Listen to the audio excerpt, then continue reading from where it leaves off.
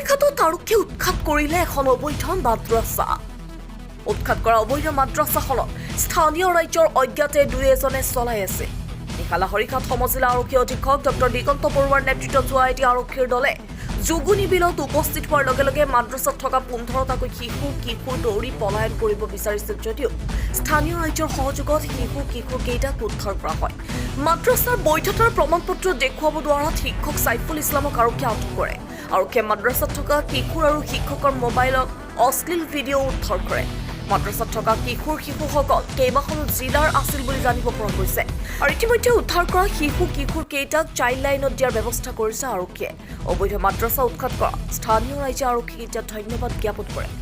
উলুম আহিলে সুন্নত ফাইজান ৰাজা জি এইটো দক্ষিণ টেঙাগুৰি যোগিনী বিলত শুনা পাইছোঁ যে ইয়াত মাদ্ৰাছা এটা খুলিছে নতুনকৈ, কিন্তু আমি শুনা পাই জানিলোঁ যে কালি 8টা বজাত আজি মিটিং এটা হৈছে আমাৰ মাদ্ৰাছা ফিল্ডত। মিটিং হৈ যে সিহঁতে কথা বতৰা পাতিছোঁ আমি সিহঁতৰ লগত, আমাৰ ধৰ্মৰ লগত মিলা নাই। সিহঁতৰ যিটো শিক্ষা ব্যৱস্থা এইটো আমাৰ ধৰ্মৰ লগত শিকা নাই।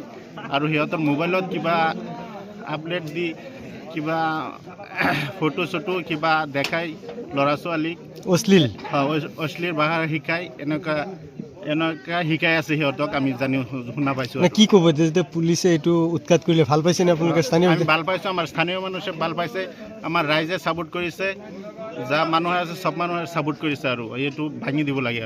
আৰু এইটো কোনো কাগজ পাতি নাই। এটা মাদ্ৰাছা খুলিলে কিবা ৰাস্তা লাগে বা কি লাগে, কোনো ৰাস্তা নাই, কোনো ৰাস্তা ঘাট নাই। এণ্ডাৰত মাদ্ৰাছা পঢ়ায়, ইয়াত কোনো কাৰেণ্ট নাই, কোনো নাই। মানে ইহঁতে মাদ্ৰাছা পঢ়ায়, কি পঢ়ায় সিহঁতেই জানে, আমাৰ মানুহে নাজানে। ঠিক আছে। কিলা ছাত্ৰ আছে ইয়াত, যে ছাত্ৰ আছে আমাৰ অচিনাকি ছাত্ৰ, চব যিকেইটা ছাত্ৰ পঢ়ায় ইয়াত অচিনাকি বাহিৰৰ ছাত্ৰ, আমাৰ গাঁৱৰ মানুহে এটাও চিনি নাপায়।